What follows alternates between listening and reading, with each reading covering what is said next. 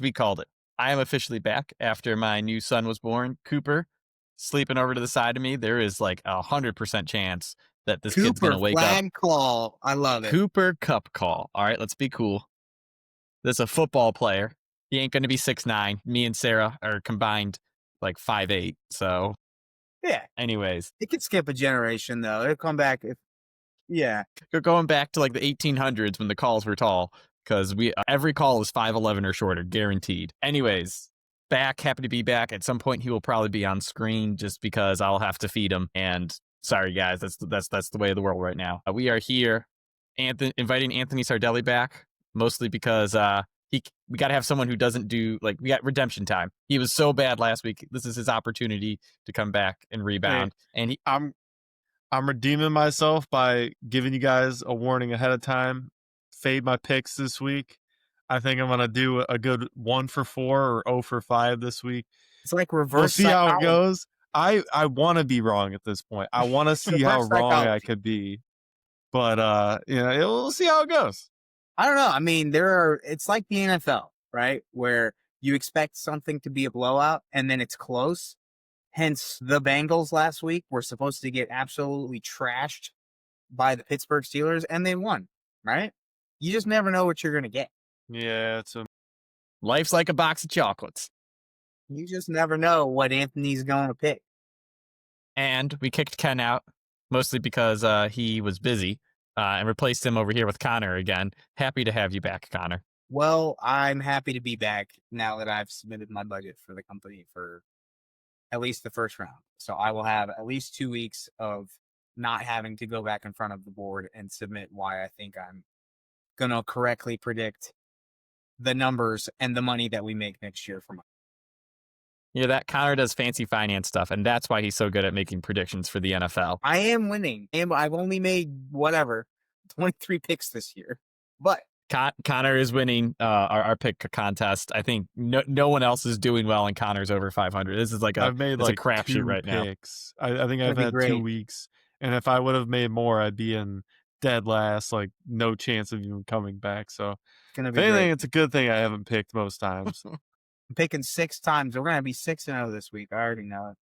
Here we go. I'm going my best bet. Ken and Anthony told you it last week, and I'm doubling down on this. Cleveland Browns +7 in New England. Yes, Drake May has been like a top 5 quarterback. Let me pull up that screen share. Connor, I don't know if you've seen this, so this is really going cool. Full homer. I would have picked them. I would have picked them whatever the line was last week. What was the line last week? Yeah, Miami. They were -3. Like it was the easiest bet. That. I didn't even see it. It was the best bet. Connor, look at this. We got this fancy new screen that we can put up that shows stats and stuff, right? Thanks to ChatGPT. Statistics, math. That's what we do here. Well, that's what I do here. Anyways, so wait, did you build this or did AI build this? I built it with the help of AI. Oh, see, and you're a faker. I didn't fake it. I owned up to it. Look at that. Zoom in and it's nice and big. Everything looks good. You better be treating AI right. That's all I gotta say.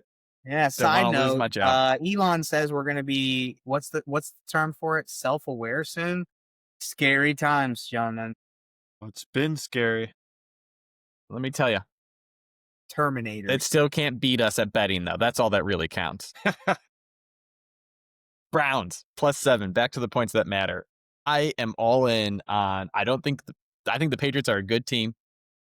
I think Vrabel is a good coach, but he has always let down in serious or in unserious moments. He shows up for serious moments, and the Browns are an unserious football team. And I think it's just going to be a letdown week for the Patriots. They're just not going to be as buttoned up as they should be. Drake May might still play well, but I think the Browns' defensive front causes a lot of problems. And to be honest, like the Patriots' wins have not been the best this year. They've beaten the Dolphins, the Panthers, the Bills, the Saints, and the Titans. Now everyone's like, hey, that Bills win was impressive. Well, after I watched what the Falcons did to the Bills on Monday Night Football, I'm not starting to not believing that, beating the Bills at this point seems more like the Bills' problem than a Patriots is good thing. So the Browns, they're coming off a great win. Honestly, this is really like you could take the under here as an alternate bet. I don't think the Browns are going to score more than 13, maybe more than 20, just because Wait, Dylan Gabriel's looked so you're not on rough. Dylan Gabriel's Oh my bandwagon? gosh. I am off Dylan Gabriel. I'm off Shador. I just can't wait to see who we bring in the offseason. You haven't seen Shador. No, Tony's gonna admit. Oh my goodness, I can't. The owner's kids love him. I can't. Who cares? Jimmy Haslam has about an 0 for a billion in picking quarterbacks. Okay, he definitely didn't go, "Hey man, Shador's gonna be the one that I hit." No way. Just listen. This is your best bet of the week, right? Yeah. I need more convincing. I am telling you, there's a lot of heart in this. This is honestly betting against the Patriots actually being good, and I don't got facts for that because they have looked really good. You're saying Drake May has looked like a top 5 quarterback. Like he's looking like what we thought Caleb Williams and Trevor Lawrence would be. This is on the road, and you're saying the Browns are only going to put up 13 to 20 points and win this game? Yeah. I'm +7, dude. I got +7 here. Okay, the money line is not where I'm putting. So you did say you think they win straight up too earlier before the show. That was before the show. That was not recorded. I mean, +7, yeah, maybe, but it could be a close game. Vrabel and Josh McDaniels, they ain't running up the score. They're those guys that like to play close games for no reason. They're going to be running Ramondre into the teeth of the Browns defense over and over and over again when they're up by 3. So I think +7. Oh, I'm glad somebody said something. My goodness. Free Travion. Good Lord. Yeah, I saw something like Travion's like the worst fantasy pick. Just complete bust. I have him in Dynasty, so I'll let him sit. Anyways, so Browns +7 is my pick. It is fully on Browns defense being able to slow down or cause problems for Drake May, and the Browns and Judkins being enough to make something happen. I know Patriots have a great run defense, but Judkins has looked really good against he's always had 1 or 2 big carries against anyone he's gone against. Brian Flores and the Vikings, the Packers. So I think he just comes out again and makes something happen and gets the Brown enough points to cover a large spread. Sounds like you guys aren't buying into that, but I don't care. Best bet. I mean, I would have picked it. I don't like Dylan Gabriel. I saw somebody, it was him, Bo Nix, and Justin Herbert standing a picture beside each other. And they said, it was just, Bo Nix is like all 6'2" or 6'3". Justin Herbert's obviously 6'6". He like doesn't even make it to Justin Herbert's shoulder. And they're like, ain't no way this dude's 5'9". No chance. Can we put Kyler in there? Come on. Yeah, Kyler the same way. And then they also, and Bryce too, my favorite. They were just like, somebody quoted it was like, who's the Browns GM? Gosh, Andrew Berry. They were like, yeah, Andrew Berry saw this and was like, yep, definitely taking him in the 3rd. My whole thing with the Browns, especially like at New England, unless Judkins has like a 200-yard rushing game, they're gonna have a really hard or the defense gets takeaways in their field and like get pick sixes. I just don't know how they're gonna score. Like I feel like New England isn't the Dolphins defense. Yeah. They're not gonna be like, oh yeah, we can't stop the run and we can't stop the pass. Like the Dolphins look like a team that just doesn't play for each other. And the Patriots are the total opposite of that. So I just don't see them having a hard time stopping the Browns. Anthony, since you didn't give me a best bet, we're just going to walk over there right now to the Falcons and Miami. Since you're trashing Miami, you can just keep piling on, tell us your bet, and then tell us why you also like Atlanta. I mean, like I said, Miami just looks like a team. Like Tyreek Hill's out. The only good sign of this team is A-Chain, and even he's about that to be traded to the Chiefs, baby. Hell yeah. That would be honestly kind of cool. Even as a Pacheco guy, like who I shouldn't say I'm not a Pacheco guy. Please do not be a Pacheco guy. What? Nobody in their right mind is a Pacheco. I drafted him in a league, and I'm paying the price for it. But I mean, the Dolphins are just a really bad team. It's in Atlanta. Atlanta needs to bounce back and get a win. And they've been bounce back team of the year so far. I Like already Connor told you, said, man. they're averaging like 20+ points a game at home. That's The right. Chick-fil-A is going to fuel them. I believe the Falcons will cover this game by 7.5, 7, If maybe this even was 10, 6.5, I would take it. 14. Give If this me was 6.5, I would take it. I because do think, however, that Miami is terrible. So, but it is indoor. Phil, I don't know if you know this. Tua likes to play not in the cold or the rain or outside in general. So this is technically inside. So I do want to Listen, remind you. I love that Tua used to be good at football, but I think Miami is such a dumpster fire right now that it doesn't matter what they do. Tua was good at Alabama before he blew out his hip. And then all of a sudden he was like, yikes, everyone. Brian Flores is sitting over there in Minnesota like, yeah, I told him he sucked every day because he did suck every day. I love Brian Flores. All right. So I also have Atlanta -7.5 or -7. And like Falcons at home, man. Connor, I don't know if you said it or someone else did, but like their Yeah, home split is absurd right now. 28 points at home, 10 away from home yeah, on it's average. a lot. So yeah, and the thing is, Miami's a dumpster fire. If you got the Falcons playing to their strength and the Dolphins just playing like a JV college team, I think the Falcons just come through and run right through them. And we see Mike McDaniel get canned after this game. I do love that Miami immediately came out last week and it's like, we are not looking at the moment to make any changes at all. It's like, come on, let's be real. You guys should be if you're not. All right, so that's Anthony and my best bets. Connor, what's yours? Dude, you guys are crazy. I can't believe you just spent all this time gassing up Jackson Dart, and then you were like, yeah, but let's not pick him at a 7.5 point spread versus what I just told you was like probably the most exciting for the Giants is the at quarterback that they've had and probably since Eli Manning. Okay. And 7.5 after we just spent the last, I don't know, 20 minutes talking about how the Eagles are a false positive. And then you're like, yeah, let me give Michael Penix 7.5, but let's not give Jackson Dart 7.5 after we just talked about Hurts just throwing straight up chucking ducks and then winning the game and knowing that Carson Wentz had 2 touchdowns pulled off. You were like, yeah, but Jackson Dart though.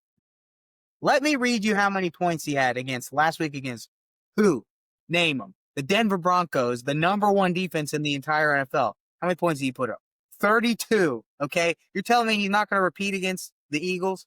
Are you telling me that? I'm saying I watched this game 2 weeks ago and I love Dart. Their He blew them defense out. just gave up 33 points in the fourth quarter. When he's a starting quarterback, how many points have they averaged? Any idea? Now, do you know? 27. And you're going to tell me that he's like, yeah, that's probably not good though. Last one. So he started against the Giants, put up 21. Saints, 26. Eagles, 34. Broncos, 32. And you guys are like, yeah, but Jalen Hurts though. I am not on the Eagles. I am not on the under in this game. I was actually debating on the over. If there was something I did touch, it would be the over in this game. I do like 7.5 because the Eagles, they don't like to air the ball out a ton. This feels like a game. Don't you start tailing my game of the week. Don't No, you do no, it. I'm not. But I'm saying No, that was me. I was about to say. This game could be very close because we know the Eagles like to pound the rock. They might just go back to the old tush push, pound the rock, keep the game close, win at the end by a field goal, and just let the defense and the run game control the clock. But at the same time, it feels like that kind of game.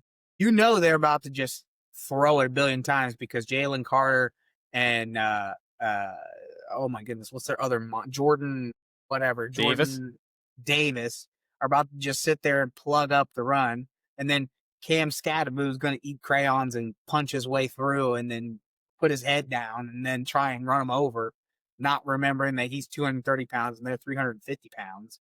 So they're just about to chuck and duck all day long. By the way, they picked up a big signing today. Ray McLeod. Big one for the Giants. You like Ray that much? No, I hate who cares? It was a joke, damn it. Oh no, dude. When I'm watching the Giants receivers and it's like who's who of like the available practice squad players, I don't know if you're joking when they say Phil, guess who's on my fantasy team that got gutted by the Meadowlands? Malik Neighbors, and I didn't even get a chance to see him with Dart. How upset do you think I am? Yeah, it was brutal. That one sucked. I heard they were trying to make a trade to get like anybody, like Chris Olave. They're trying to get Jalen Waddle right now. I kind of like Waddle wouldn't be bad, but Olave would be nice. I don't know. Olave would be nice. Saints are about to extend him, so I don't think they're about to give him a chance. Saints ain't taken since Kamara told him, hey, if you try to get rid of me, I'm retiring. Which is my favorite thing. My favorite quote. I'm moving over, though. I had the under on this game. And then Connor said the Giants are going to score points. Here we go. So now don't do it. It's all on you. Double James.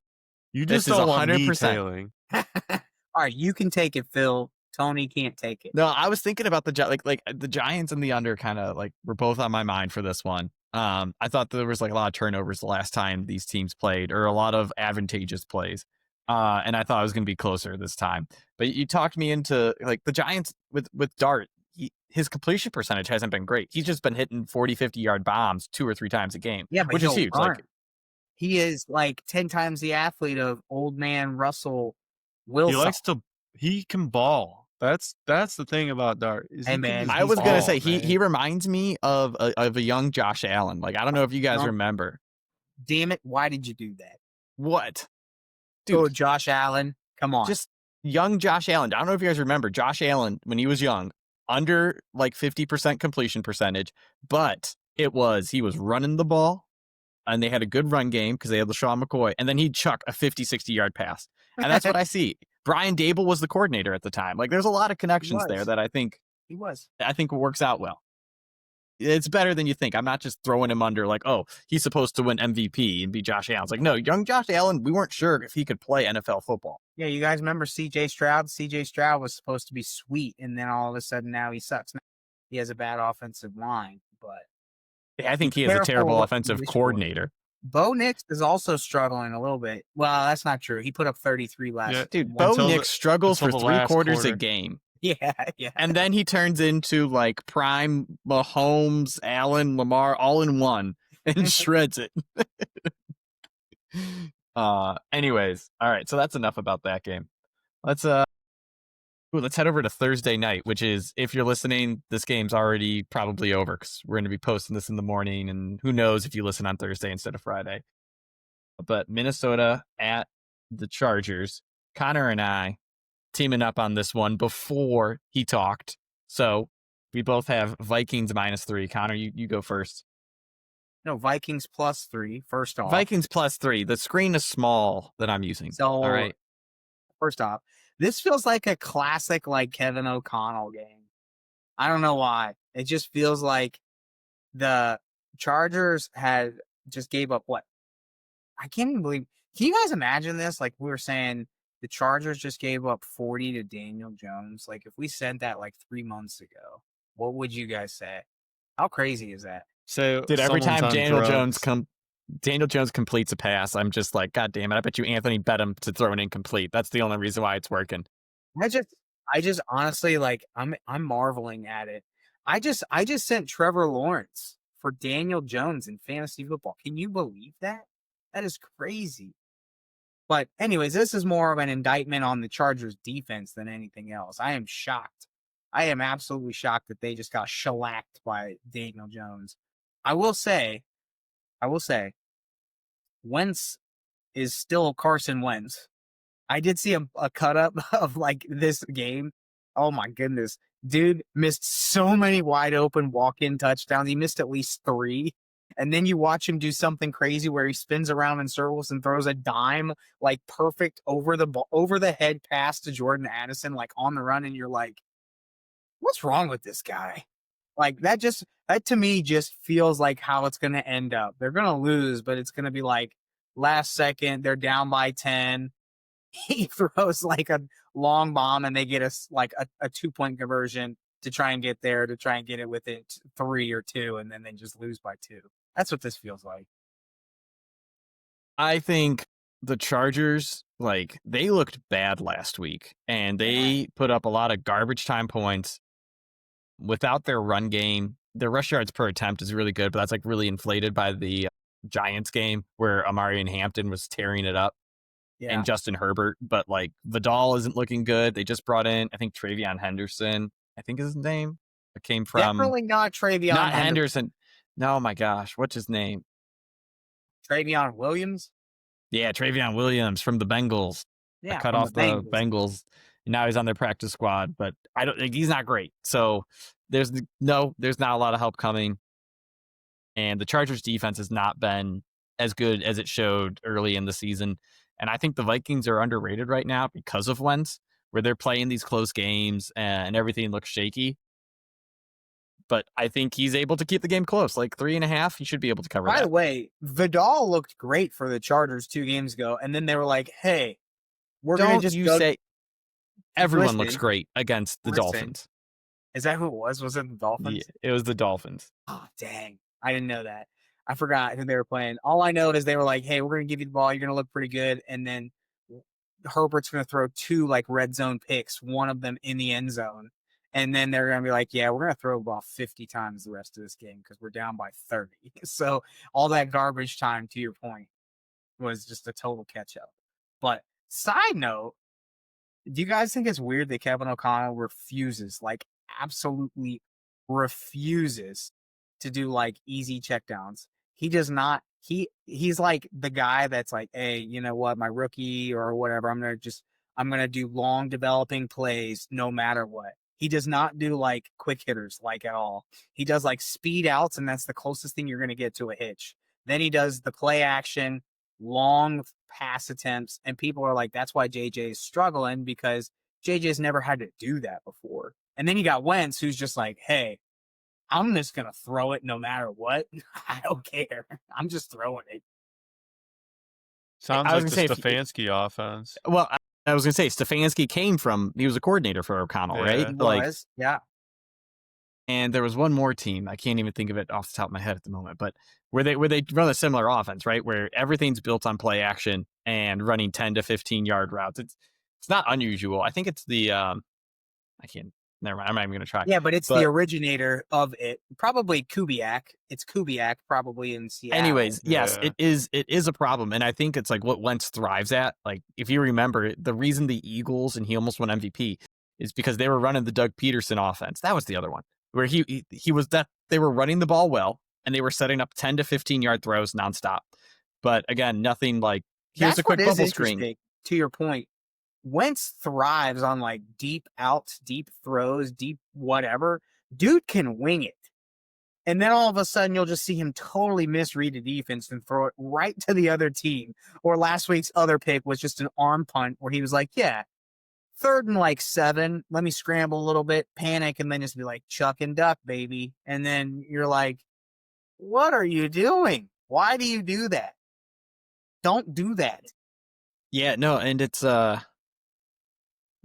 Jordan Addison has been thriving because I think this is like that's the area of the field he thrives in. And then killing it. Oh, he can't, yeah, like you said, he can't read a freaking defense. No wonder why he can't do quick hits and check downs. You throw it wrong, you're gonna throw it right into the chest of the defense. So he threw it to a nose tackle last week. It's really embarrassing sometimes. I do miss the Carson Wentz. Hey, this is a very obvious, easy thing to do, and I just screwed it up. Trevor Lawrence has had some of those this year, though.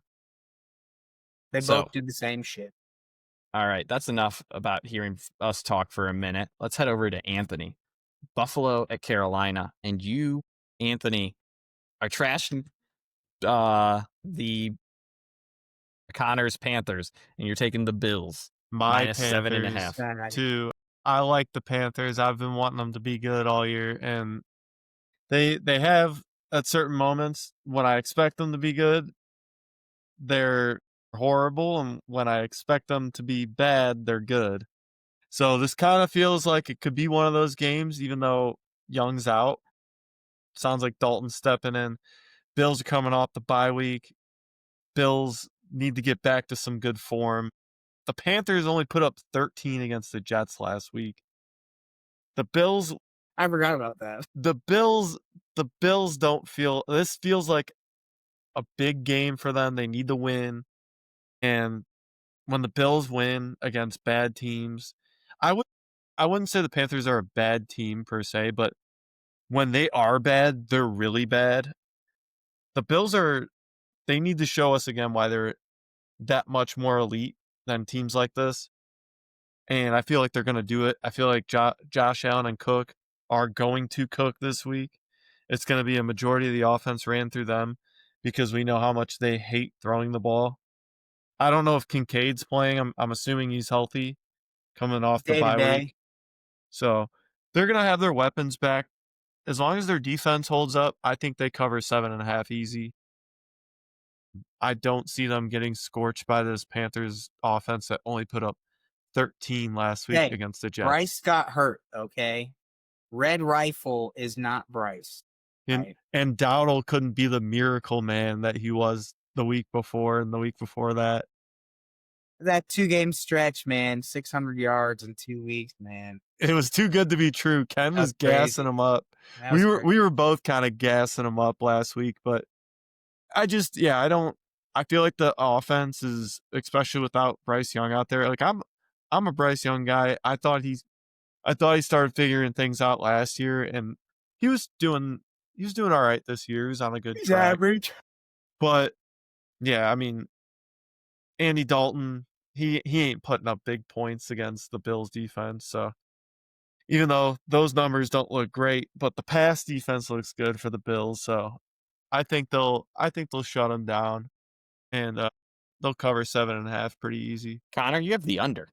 I have the under because I just don't think Andy's going to score. Like, to be honest with you, like, I just don't think he's going to score. Now, you guys remember, like, this feels almost like a trap a little bit, though. I mean, there are multiple trap games that I've just been wildly off on. And this feels like it might be one if I picked a spread. So I don't know. For some reason, I'm, like, deathly afraid to pick, like, well, number one, Anthony picked him. And so I was like, well, I either got to pick the opposite or I got to, like, just stay away. Dalton. So it was kind of I was torn here, but I wanted to bet this, and I was like, yeah, they're probably not going to score that much. I think the Bills will hold them down a little bit. They're getting healthy too. This is going to be separate, and it may cut into our other picks. So I'm willing to forego a couple of picks for us to ask this question and answer it. Who do you think is like the biggest overrated 4-3 or 4-4 team, or somebody sub 500 who is way better than their record predicts? We can table that if we want to finish this conversation about Andy Dalton. But it felt like Andy Dalton. I feel like we've talked about Andy Dalton for too long. Like if the fact that we who cares? acknowledged We're done with him, Andy Dalton. Andy Dalton had 5 years where he was relevant for the Bengals, and like that was enough of that. I'm gonna take this off the screen just for a minute so that people can see our faces and emotion as we talk about this. Number one team that's currently underrated, but not by betting odds, is clearly the Ravens. Go get Lamar back, and you're not 1-5. Problem solved, dude. Oh my goodness, can you? Most of us picked them in the Super Bowl. All right, so let's just qualify this. Derrick Henry is the reason they lose week 1. Derrick Henry is the reason they lose week 2. And then I want to say there was one other thing that they should have won and they just didn't. And there was at least 3 games that they should, at a minimum, I think be what? 4-3? At the worst case scenario, they should be 4-3. And yet they're 1-5. Derrick Henry fumbled week 1 against the Bills with 3 minutes left and they were up 9 and they lost by 1 point. He fumbled again the next week, and they should have won that one. It's insane to me. Anthony, anything on the Ravens? Yeah, bad luck with Derrick Henry fumbling the ball. I think that. But they also have a super soft schedule coming up, though, like real soft. Well, I was actually going to mention that their schedule is supposed to be really, really easy in the back end of the year. If like you were kind of looking at like future odds and just wanted to like live bet a future odd and have the Ravens winning the division, still, that might not be a bad pick because the Steelers are proving to us every week why they don't want the division. And Mike Tomlin's like, hey, we want to finish with 9 to 10 wins, right around my sweet spot. But, dude, because the Browns are clearly not winning that division, and the Bengals, who knows, with Flacco there.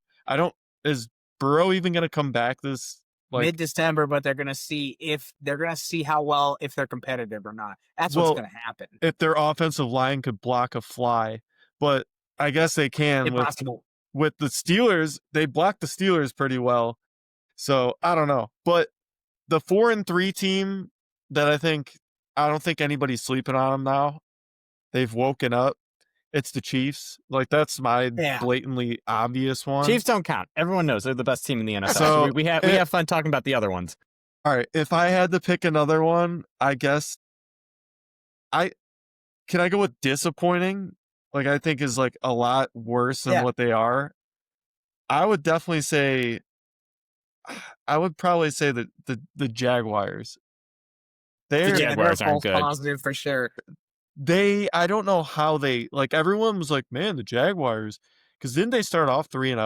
They're like 3-1. No, they lost to the Bengals in week 2. They were 3-1 or 4-1. Oh yeah, they went 3-1, and everyone was like, yeah, the Jaguars might actually be good. And I'm like, I don't know, I wouldn't count on that. Like, but all right, but going back to the Ravens, just to finish that point though, I wanted to finish this with, they still opened the season with this incredible gauntlet of the Chiefs, the Bills, the Lions, and then who else did they have?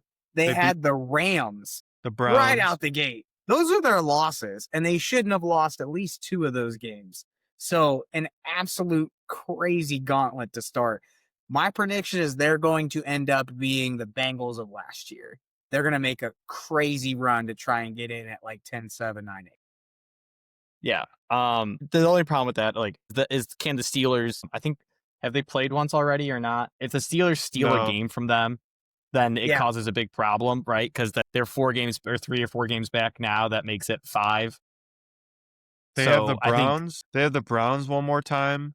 I think they play the Bengals twice still, and they got the Bengals Steelers twice, and they got Browns one more time. I feel like they're gonna sweep. They're gonna sweep the division. I see them beating the Steelers. Like, I know they have to play perfect football, but I think the Steelers, especially on the defensive side of the ball, is just way worse than. Steelers are a false positive. They were going to be one of the ones that I was going to say I don't believe in their 4-2. No, they are. Well, they've had a lot of, I think, like, BS wins or close wins against teams that I don't think are very good, and losing to the Bengals proves that. Yeah, yeah. Well, what kills me too is, like, and this is more of like a Browns kind of homer take, but I don't want to hear people compare Watt to Myles Garrett anymore. If you can't take over a game against the Bengals offensive line, the Browns shut Cincinnati down with Burrow week 1. Myles Garrett, I think he had 2 sacks in that game. Maybe 1. I think he had 2 or 3 in a row.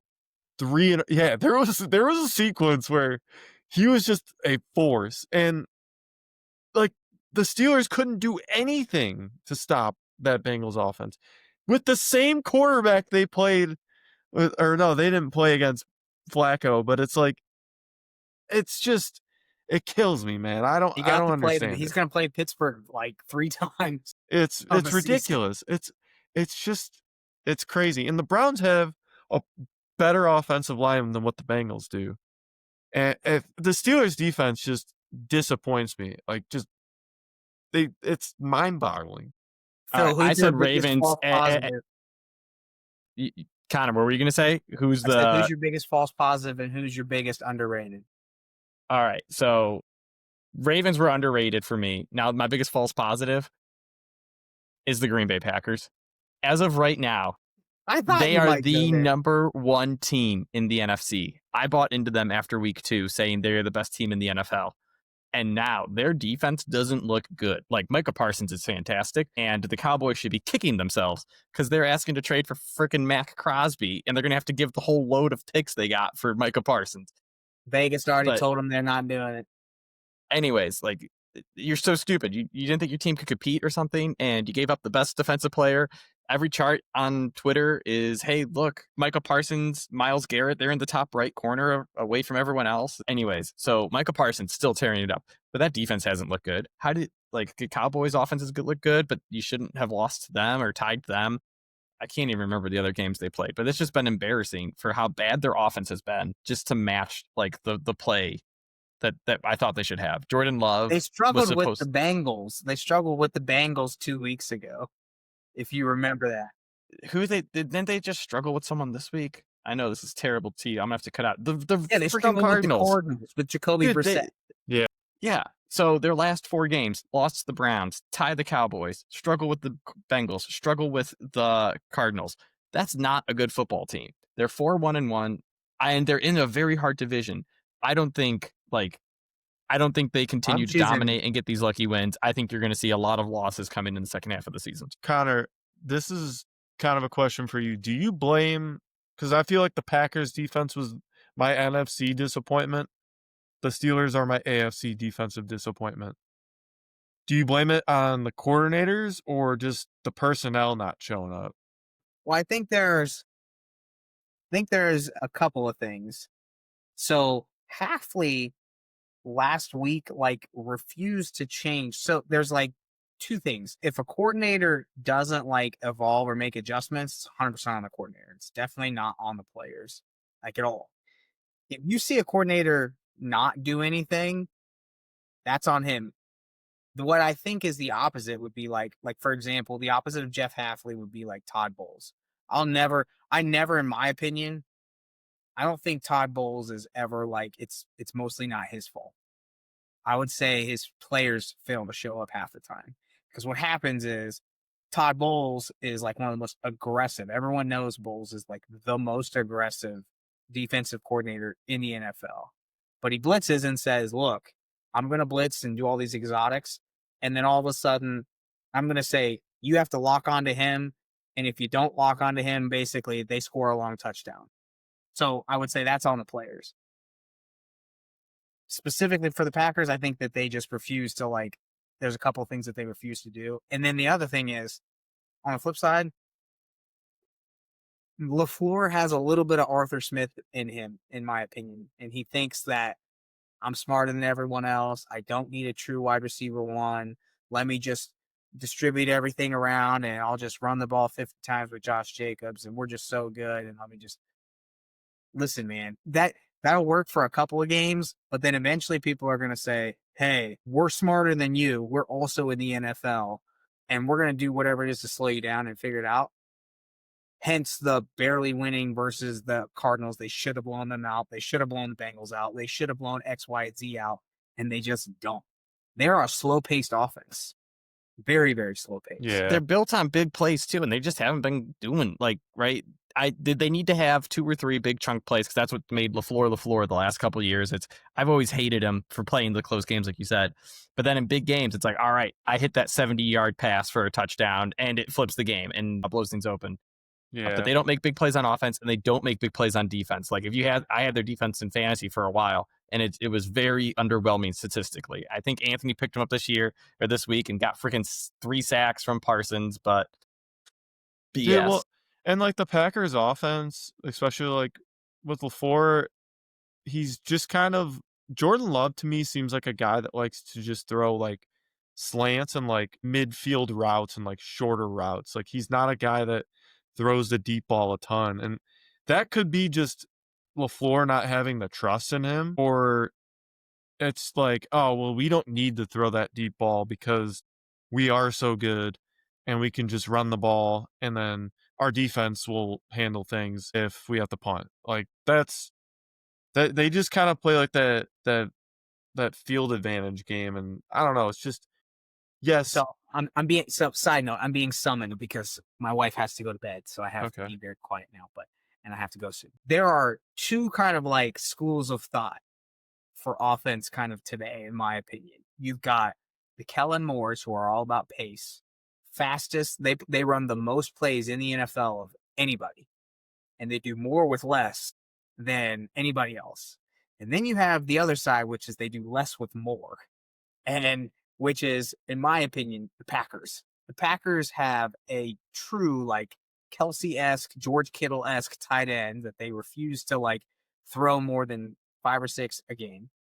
They, at the very least, should have at least one. They were, by the way, they didn't pick Ibuka this year for some odd reason. I think they chose Golden for some odd reason. But again, I just watching LaFleur post press conference say, I'm tired of you guys telling me I need a wide receiver 1. And everyone's like, well, that's weird because, like, your offense is, like, middle of the pack in every category, but you're like, yeah, but we're winning games. This is the crazy thing that I think NFL coaches that have slow, methodical offenses, that's what they hide behind. Well, we win games. Do you know who else has picked it up in the last, 3 or 4 weeks? We mentioned it. The Kansas City Chiefs. Kansas City Chiefs said, you know what we suck at? Running the football. And they said, you know what we do have? We have a Hall of Fame quarterback. The Kansas City Chiefs are airing it out more than just about anybody else in the NFL right now. And they are wrecking teams. Dude, absolutely wrecking teams. You want to know what a crazy stat is from that game? What's that? The Raiders-Chiefs game. The Chiefs had as many first downs as the Raiders had plays. Easy. That's insane. 30 first downs to 30 plays. That is kind of crazy. I think it's been done one other time in like the 1950s.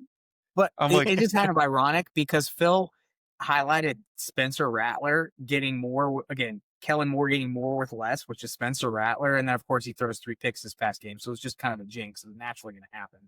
But up until then, more with less. And the other thing, you have another Andy Reid. Now, he's one of the greatest of all time, Andy Reid, who takes a guy like a 7th-round rookie, Rashard Smith, and turns him into Jerick McKinnon, and basically says, that guy is a hybrid and he fits what I want to do with him because guess what? We can't run the football. So let me find some kind of hybrid and just do swing passes and outs and just flat routes and just give him the ball. Because now I'm going to throw the ball 15 other times on one single drive with everyone else. So anyways, I've been talking for too long. Phil, it's your turn. I was going to say, those are my teams. I don't like Green Bay. I like the Ravens. If you got to go, give me your teams. Who do you not like? Who do you like? I absolutely think that the Ravens are probably the number 1, but I'll pick someone else. I think, dude, as crazy as it sounds, like in that division, the Cowboys are just going to play. I think they're 3-3 right now. I think they are flat out just going to decide to go, let's play a track meet every single week. And they're going to be able to have a track meet in every single week. I mean, George Pickens, CeeDee Lamb, Javonte, and Ferguson, and Dak is playing out of his mind right now. Dak might have like 5,000 yards this year, which is absolutely insane. I never thought I'd say that. I also, hand over my heart, thought Schottenheimer was an awful, awful hire. But the dude is putting up major points. And I also don't think that they care at all. I don't think they really care at all about making it a track meet.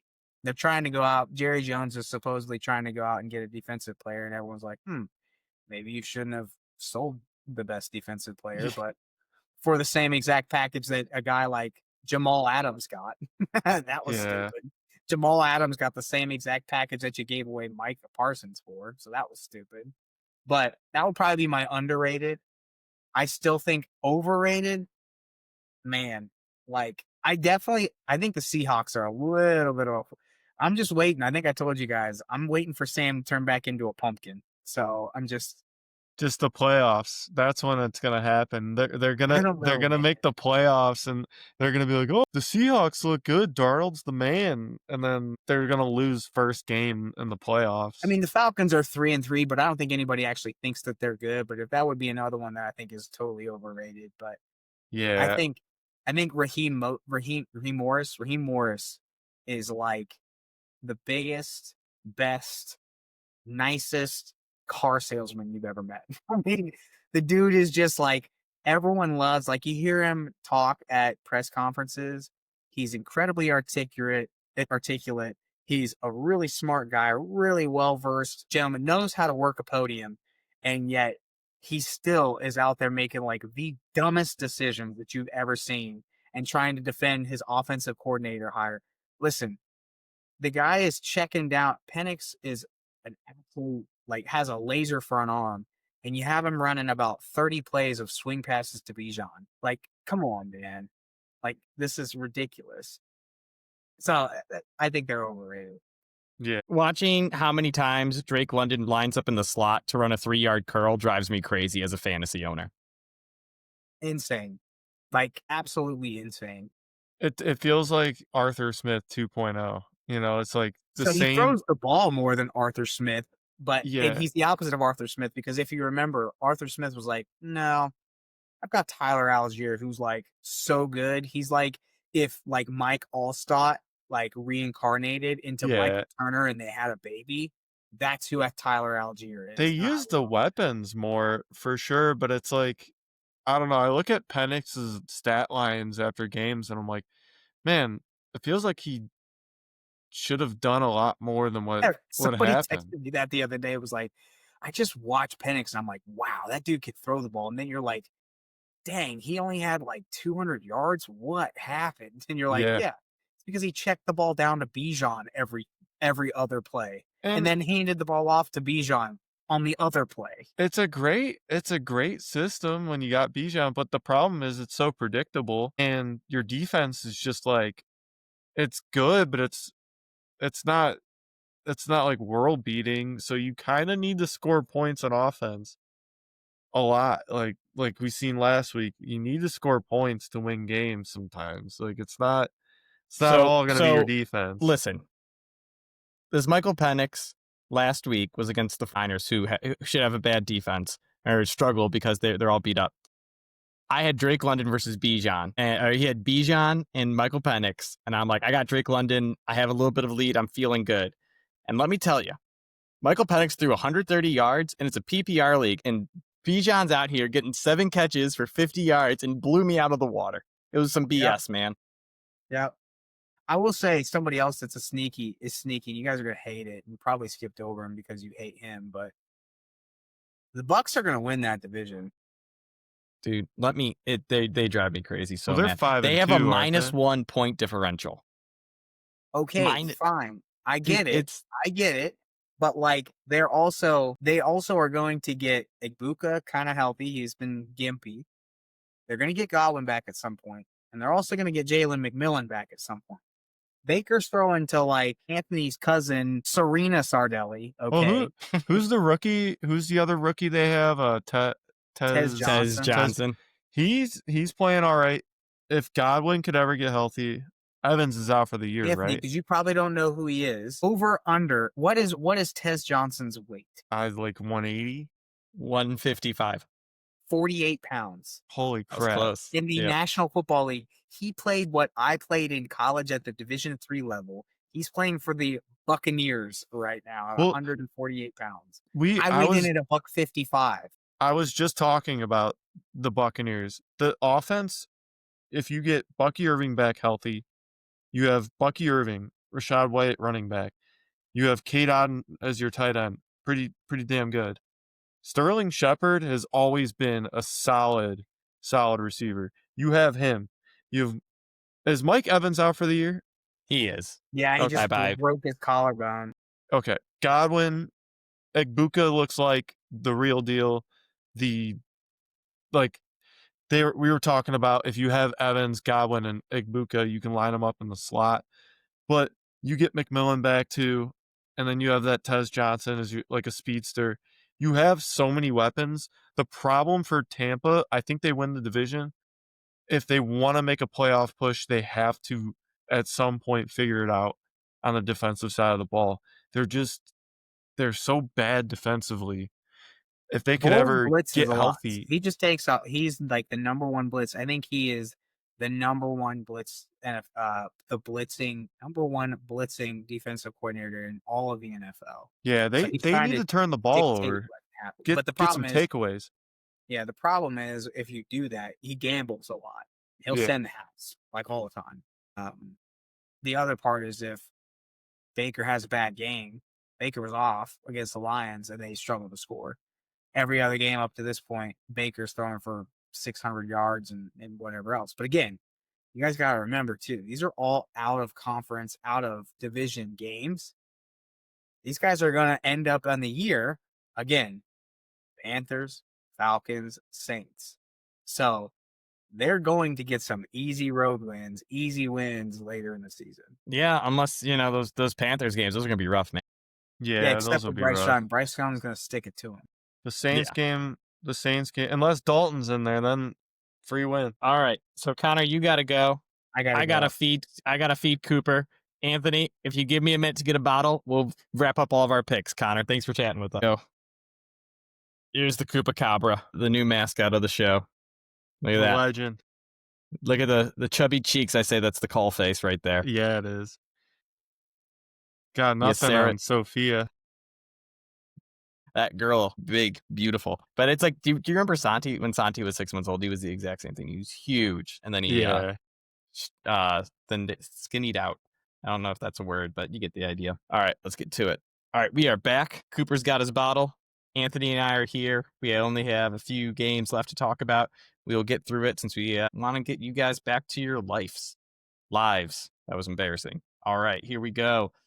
Our next pick, Anthony and I each have a pick in this game, Chicago at Baltimore. So this is really funny. I have Chicago plus 6.5. Anthony has over 48.5. So the reason I like Chicago is because Ben Johnson's offense is finally starting to look like Ben Johnson's offense. They are running the ball with authority. They are making a stamp like wherever they go. Their defense by Dennis Allen is playing very creatively, making just tough looks for offenses to interpret. I just think the Bears are playing way better than people think right now. They're 4-2. They've eked out a couple of games, but I think they are starting to fire on all cylinders. And as their run game continues to develop, I think Caleb Williams will start to hit some of the deep shots and some of those trick plays or quote unquote trick plays, the reverse actions that are a pass or a long play action for deep balls that Ben Johnson was known for in Detroit. So I am really, really high on them. That is the Cliff Notes version of what I had. What is that for you on the over? Yeah, Swift looks unbelievable. It looks like vintage Swift out there. He's been playing really good the last couple of weeks. If they can get the passing game going a little bit more, then yeah, I think the over looks pretty good. Baltimore is coming off a bye week, and they needed to go into win now mode, and their defense is crap. They've been crap. Chicago's defense hasn't, like you said, they've been creative. They've been doing okay. They looked good in some weeks, but they're not a shut you down, make you. You're gonna score points against this defense. That's just the way it is. So the offense needs to pick up for it. I think both offenses are really elite. Lamar Jackson is back this week, from what I'm told. It should be a high-scoring game. It should be a fun game. This actually might be my game to watch of the week too. I think Chicago, they're starting to turn into that team that we all wanted them to be, and they're fun. Rome Odunze is a beast. DJ Moore, if he could get going, this passing game could get going. It's going to be a high-scoring game from what I think. So moving on. Next game, it looks like we got San Fran at Houston. You and Connor both are taking the 49ers plus 1.5 against the Texans. This has got to be anti-Texans with how, you don't know who's playing for the 49ers, right? Like, week to week, half their team's missing. Yeah, it is just kind of an anti-Houston pick. And sorry, Connor, that I jinxed your pick. But if logic is speaking here, San Fran's been winning games. They've been finding ways to get it done. CMC has been unbelievable, absolutely crazy, the numbers he's putting up. If you've looked, he is both the run game and the passing game for them right now. But they're starting to get their pieces back on the offensive side of the ball. That is San Fran. Kittle was projected to have a big week last week. Maybe this is the week that he has that blow up week. But you just needed somebody in that locker room to come back with Warner going out. You needed that Kittle presence to kind of get this team to step up. I think Houston is just they're in a weird spot right now. Like they're just not the team that everybody thought they were going to be this season, and that offensive line is abysmal. I just think San Fran, even though they're only getting up 1.5 points, this is just a game that they should win outright. I don't even hate maybe sprinkling the under, or like pushing that total up a little bit if you're not safe with the 41.5. San Fran has had a couple of games this year, maybe like 3 or 4, where it's kind of been a low scoring game. They've been able to kind of just control the ball. And when you have CMC back there and Purdy's still out, right? Yep. And he Mac might be. Jones I don't know. Every week, you never know, man. It's a box of with Mac chocolates with them. Jones, I'm sure they don't want to air the ball out a ton and try to play this fast paced game. That's just not San Fran's style. So, yeah, I think San Fran finds a way to get it done against Houston. I got nothing to add because I'm just totally lost on what Houston's offense is and who plays for San Fran, like I said. All right, moving on. Tampa Bay at New Orleans. Now, listen, you guys both have Tampa Bay -4.5 on the road. I can't argue with you, but I'm just looking at it like New Orleans has been the most pleasant surprise to me of any team in the NFL. They aren't good, and Kellen Moore is coaching them to like relevance week after week. They are right there playing each game hard, looking relevant on offense, looking diverse on offense. So I really like what they're doing, and I really wanted to take them at home in an upset because, like I said, Tampa Bay has a point differential of -1. Like they can't be they can't be for real with that. However, like the Saints, they just don't got players. Why else do you have Tampa Bay? Well, I mean, the Saints don't have players on the defensive side of the ball. They can't stop anything. And if Tampa has any other weapons, if they have Igbukah, I think he's supposed to play. He was on a snap count last week, and that was kind of why they lost. I think Tampa kind of went into Detroit, even though Detroit's secondary was depleted. I think Tampa was like, we're way too depleted offensively too. And then Mike Evans going out in that game, they were like, let's phone it in. Let's look into next week. I think this is a divisional game. I know it's on the road, but if Tampa wants to stay winning and winning this division, this is a game they have to win. I know they haven't won by much. That's been one of those things where it's like killing me this year is like they've just been winning by a little bit, and everyone's like, "Oh, look at Baker this, Baker that." Hey, he's winning them games. This is just one of those games where I think it's going to go against logic, and because it's the Saints and the Saints are just they're not a good football team right now. They aren't, and I see Tampa having one of those weird outlier games where they just score a bunch because Baker's going to ball out. That's what I thought they were going to do against Detroit last week.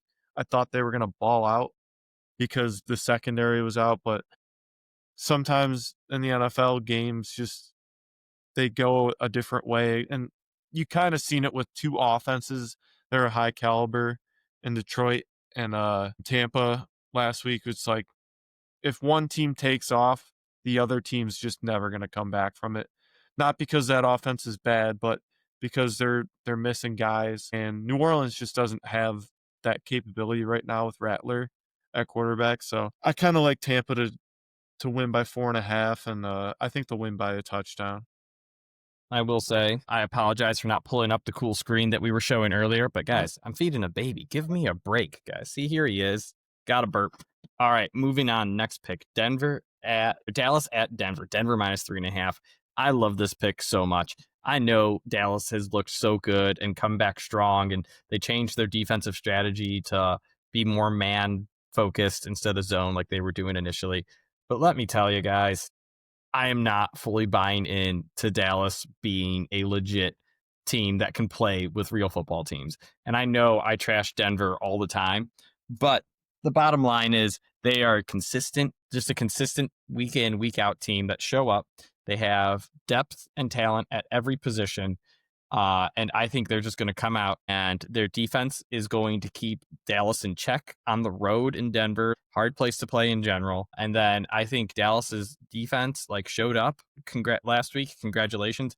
I think Denver is going to Sean Payton's going to outsmart them and make them look bad at what they do. Because that's, you know, they were zone and predictable previously. Now, if they're going to lean into man, it's going to be predictable or it's going to be bad. Those are the options. And that is just a recipe for disaster against Denver. Connor has the under in this one, which is fascinating. I don't know why he would take the under any times the Cowboys play. I feel like he should take all to overs every time. Yeah, and with the way Denver played last week, like that game, I know it was on crack at the end, but that I don't know. I kind of like the under pick just because it's Denver's defense is really good, and Dallas feels like one of those games where it's like the opposite. You think it's going to hit over 50.5 points is a lot. I understand, but I don't know. It just feels like one of those weird games where it's a trap. It's like, yeah, take the over. The over is there. It's going to be a high scoring game. It's going to be like, nope, Bo Nix is just going to look like an idiot out there for 3 quarters. Just the offense doesn't get moving. Dallas might score early and then get halted because Denver makes the adjustments. I don't know. This is kind of one I stayed away from just because you don't know what you're going to get out of either of these teams. Right now, I think Denver is just a little bit better. I see them winning the game, but it might be a really, really close game. 3.5 points just seems like a little bit too much for me. No, Dallas sucks. All right, moving on. All right, Connor's last pick, Green Bay at Pittsburgh. He has Pittsburgh +3, and this is funny because like we all just trashed Green Bay and Pittsburgh in that segment that where we're talking about the teams and who's overrated. And Pittsburgh and Green Bay were our two biggest ones. It's like those two teams have 4 wins. They're top of their division. They're competitive. They are not that good. Aaron Rodgers' revenge game, though, like that is powerful. You know, that guy, he's going to blaze up before the game and look high as a kite, but still slinging the ball all over the place. Whereas Green Bay, again, I just think they show up flat. That's just the bottom line. That's the perfect way to put it. I don't know if they're bad. They just don't show up and make big things happen. So I'm off this game, but I can see why Connor has Pittsburgh and in the Aaron Rodgers revenge tour. Yeah, these two teams are on my do not bet list right now. They're on my ban list after Green Bay lost to the Browns. In that week, I was like, yeah, I'm done with Green Bay. They felt like the real deal, and they're just not. Pittsburgh has done it to me twice now. Last week, they they should have won that game outright, and they end up losing to the Bengals bad. I don't know. I stayed away from this one. I don't care who's getting points, who's giving them. I don't trust either of these teams. I'm staying All away right. from it. Now we have the games that we didn't put picks on, and that these guys are going to play football too. That's the bottom line. Here we go. Jets at Cincinnati. I have no comments on this game. Like the Bengals are 6.5-point favorites at home. And if you told me Joe Flacco threw for 400 yards and 4 touchdowns, or if you told me Joe Flacco threw for 200 yards and 3 picks, like I buy either way. I just have no feel for what's going to happen. Yeah, I almost took the over in this game, but then I found out who who's the Jets quarterback this week again? What's his face said, Tyrod I'm not Taylor. telling anyone. He said, no. Aaron Glenn said, I'm not telling. You have to guess. He's I going know. with the who knows, but it's probably going Yeah. to be Tyrod Taylor strategy. Whatever. I don't care if I knew it was Fields playing, I'd be like, all right, well, it should be a fun game. Flacco versus Fields. Both offenses are going to go crazy. There might even be some pick sixes in there. I don't know what to think about that game now that you don't know who the quarterback's going to be. But if there was something I would pick, maybe the over, tease the over, something like that. All right. Next up, the last 2 games are the games with ridiculously high spreads. We have Tennessee at Indianapolis, Indy -14.5. And I think like if you buy Indy, just take it. Like the Titans aren't good. They are abysmal across the board at everything they do. And I might be talking myself into this because like Calvin Ridley limps off of the field every week. They're left with rookies who aren't good at football, catching passes in Tennessee. I feel so bad for Cam Ward. I don't think he had a fair shot. I think he can play. He's shown spots where it's like, hey, that's a real NFL play. But it's just so bad on offense and defense for them. I might be talking myself into Colts minus like 50 right now because Danny Jones has looked that good. Yeah, I feel bad for any people who own Pollard in fantasy leagues or traded for him. Um, don't know who would do that. I don't know what kind of idiot would make that decision. But yeah, no, Tennessee dumpster fire. We already know that Tennessee lost to Indy by more than 14 once this season. It's in Indy. Indy looks like the real deal. I'm bought in on them. I just can't. I going by principle. That's 3 scores that they're given right off the rip. 14.5's a lot, and anything can happen any Sunday. But yeah, You add up all those inches. you buy in, tease Indy. If you're doing There you your go. crazy 16, or it's only 13 games this week, parlay, throw them in your money line. They're gonna win this game. There's no way they don't, even with the Sardelli jinx. I think they win this game. Stop Monday Night Football, Washington at Kansas City. Marcus Mariota is officially in for Washington. And let me tell you, we said it coming into the year, but I don't think there's going to be a team more disappointing than Washington. And I think they've lived up to it, but mostly due to injuries at this moment. Like Terry McLaurin barely playing, Debo being in and out, Austin Eckler being gone, Jada Daniels being out. Like the team just hasn't looked like it did last year. And that was a team that played very, very average football for a while. And then Jaden Daniels made spectacular plays. Not happening with Marcus Mariota. We said the Chiefs are looking like the best team in the NFL once again, which is disappointing for all commentators and any fan. But at the end of the day, like it is what it is. Gosh, like Chiefs and Colts right now to cover sounds really good to me because both are playing just absurd levels of football. But again, I can't do over 10 points. It's just crazy. Yeah. The rookie running back is like a really good sign for Washington. I have a struggle saying his name, Ja'Cory Bill Krosky. Krosky Merritt. Come on, it's Billy. Merritt. Dude's a stud. At least that's a good sign. You got a future rookie running back. I think, yeah, anytime you have a rookie quarterback just absolutely go crazy his rookie year and make the playoffs like that, they're going to go through a sophomore slump. This is a little bit weirder, their situation, just because he's been getting hurt, and then he just hasn't been getting the fair chance this year with his weapons also getting hurt. Yeah, the Chiefs are rolling. This actually might be more of a doable spread since it's 12.5, but it's in Kansas City, prime time. The Chiefs get calls in prime time. Mariota's the quarterback. The only way that I think they cover is some Mariota magic. Just don't know if it's going to happen this week. Altogether, I think I'm going to stay away from this game. Might be cool to bet some props, but that's about Look it. at that.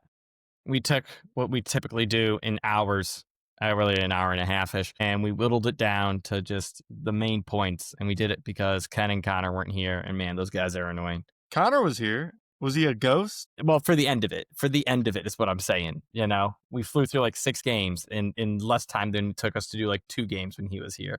Love him. Great in-depth analysis, but man, does it take a while. Anyways, so viewers, you got to meet Cooper. That means you should like and subscribe so you can go grab a JJ Watt rookie card. I don't know what that has to do with meeting Cooper, but he's adorable. You know what else that means? Cooper Kupp, anytime touchdown next time he plays. I was going to say next week. Yep, not this week. Don't bet it this week because it will not hit. But and the sportsbook will take your money if you insist. I think he scored his first touchdown last week. I think so too. That sounds accurate. Right actually. after Cooper was born. So, hey, that's a sign. It's a sign. I don't know what the sign is, but it is a sign of something. Anyways, thanks for listening. Anthony, thanks for joining in and filling in for Ken. All right. We'll see you guys later.